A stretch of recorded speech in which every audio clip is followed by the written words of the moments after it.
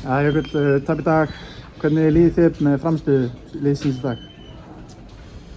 Við vorum bara svolítið off í dag að öllu leyti, sóknarlega og varnarlega, þannig að það engin ánægður í okkar klefa með framspena. Hvað er það sem vandamáli voru í dag?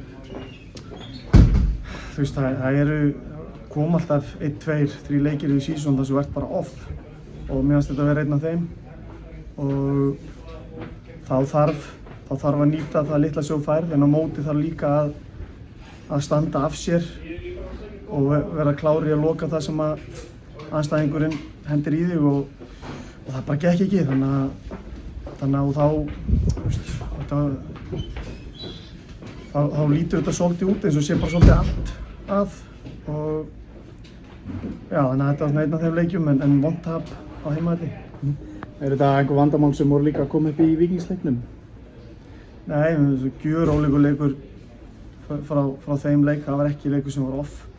Mjög sterk frammistaða þar, bæði varnarlega og sóknarlega, þó að þeir hafi skorað 3 mörk. En í dag er alveg hægt að horfa í varnarleikinn og telja mörkin og segja að það þurfa að vinna í varnarleik. Hvað er það sem þarf að vinna í?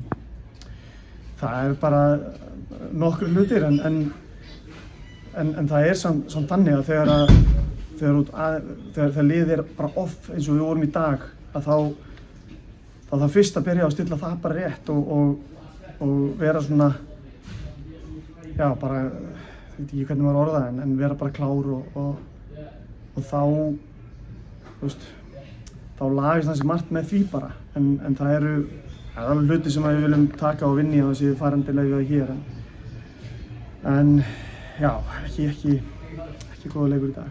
Finnst þið að kannski í vörðinu það bara verið frekar stressuð, sérstaklega seinni hálfleik? Gerðu svona byrjandi mistök? Nei, ég veit það ekki. Ég veit ekki hvort það er að vera stressaður, ég held ekki.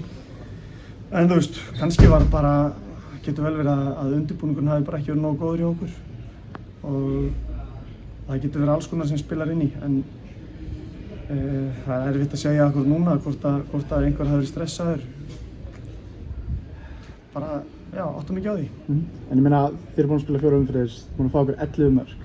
Er þetta áhyggjuefni? Já,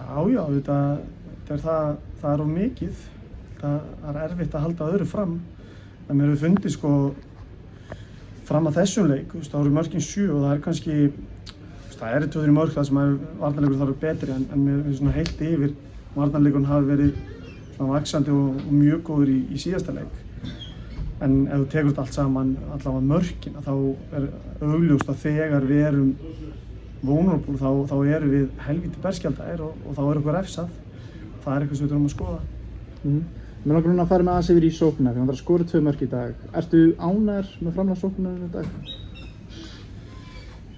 Eins og ég sagði, mér finnst við bara hafa átt off dag og mér finnst það líka sóknarlega. Mér finnst það vera minna bit en í síðustu leikjum og mér finnst við skapa minna. En þú veist, 2 mörk í leik þar sem að þú líður eins og það er ekki verið á deginum. Það hefði viljað kreista eitthvað út úr því, en það bara tókst ekki. Nú er líka glugginn að loka á miðvikudaginn. Er þið eitthvað að skoða eitthvað Gæti alveg verið, en þú veist, það verður þá eitthvað sem að make a sense fyrir liðið, fyrir hópinn, fyrir þróun liðsins, þú veist, bara svona long term dæmi. En það er heldur ólíklegt að það gerist á svona stuttum tíma. Þannig að þú segir bara ánægð með hópinn? Mjög ánægð með hópinn. Og svo eru menn að koma tilbaka með meiðslum og þannig að hann svona brekkar aðeins aftur. Þannig að mjög ánægð með hópinn. Gustaf Kjeldsen, hann er ekki á skýrslu í dag. Hvað er staðan á honum? Bara þokkaleg. Svona vonast til að sem verið orðinn heill fyrir leikinn á móti IA.